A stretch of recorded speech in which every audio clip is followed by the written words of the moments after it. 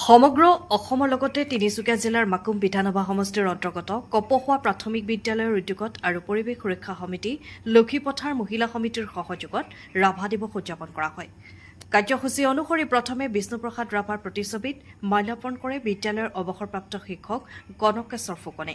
সহযোগিতা আগবঢ়ায় বিদ্যালয়ৰ প্ৰধান শিক্ষক সিদ্ধাৰ্থ দত্তই। ভাষাৰজা হেমচন্দ্ৰ বৰুৱা সোঁৱৰণী গছপুলি ৰোপণ কাৰ্যসূচী শুভাৰম্ভ কৰে পৰিৱেশ সুৰক্ষা সমিতিৰ কেন্দ্ৰীয় সভাপতি ঋতুৰাজ বৰুৱাই। সহযোগিতা আগবঢ়ায় জিলা সভাপতি জীৱন দত্ত, জিলা সাংস্কৃতিক সভাপতি বিজয় মল্লিক, জিলা উপসভাপতি স্বপন দে। ইয়াৰ পিছতে বিদ্যালয়ৰ কণ কণ ছাত্ৰ ছাত্ৰীসকলৰ মাজত চিত্ৰাংকন প্ৰতিযোগিতা আৰু ৰাভা সংগীতৰ ওপৰত গীত আৰু নৃত্য প্ৰতিযোগিতা অনুষ্ঠিত কৰা হয়। মুকলি সভাৰ সভাপতিত্ব কৰে অৱসৰপ্ৰাপ্ত শিক্ষক মুহিধৰ সোণোৱালে। নিৰ্দিষ্ট বক্তা হিচাপে বক্তব্য আগবঢ়ায় সমাজসেৱক দিলীপ দত্তই। কাৰ্যসূচীৰ পৰিচালনা কৰে পুণ্যলতা বৰা গগৈয়ে।